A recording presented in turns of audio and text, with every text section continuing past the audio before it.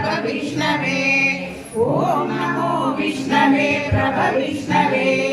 श्रीवैशम्पायन उवाच श्रुत्वा धर्मानशेषेण पावनानि च सर्वशः युधिष्ठिरशान्तनवं पुनरेवाभ्यभाषत। युधिष्ठिर उवाच किमेकं दैवतं लोके किं वाप्येकं परायणम् सुवन्तं कर्तुमर्चन्तः प्राप्नुयान्मानवा शुभम्। को धर्मः सर्वधर्माणां सुवन्नाम सहस्रेण नित्यं तमेव चाचयन् नित्यं भक्त्या पुरुषमव्ययम्। ध्यायन् सुवन्नमस्यं च यजमानस्त्वमेव च। अनादिनिधनं विष्णुं सर्वलोकमहेश्वरं लोकाध्यक्षं सुवन्नित्यं सर्वदुःखादिगो भवेत्। ब्रह्मण्यं सर्वधर्मज्ञं लोकानां कीर्तिवर्धनं लोकनाथं महद्भूतं सर्वभूतभवोद्भवम्। एष मे सर्वधर्माणां धर्मोऽधिकतमो मतः।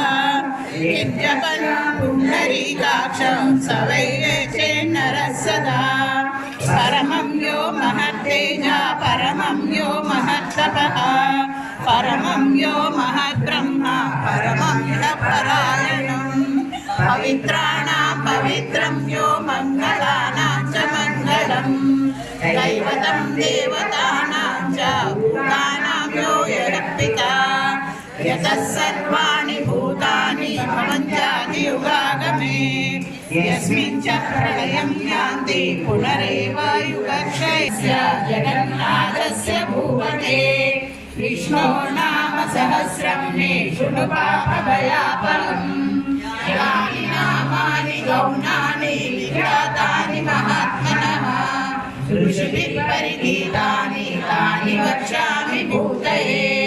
विष्णो नाम सहस्रस्य वेदव्यासो महान् ऋषिः छन्दोनुष्ठस्तथा देवो भगवान् देवकीसुतः अमृतनन्दनः। त्रिसामा हृदयं तस्य चातुर्ययुज्यते। विष्णुं जिष्णुं महाविष्णुं प्रभविष्णुं महेश्वरम् अनेकरूपदैत्यान्तं स्तोत्रमहामन्त्रस्य। श्रीवेदव्यासो भगवान् ऋषिः अनुष्ठुश्छन्दः। श्रीमहाविष्णुः परमात्मा श्रीमन्नारायणो देवता। अमृतांशोद्भवो भानुरतिबीजं देवकीनन्दन सृष्टेति शक्तिः। उद्भवः क्षोभनो देव इति परमो मन्त्रः।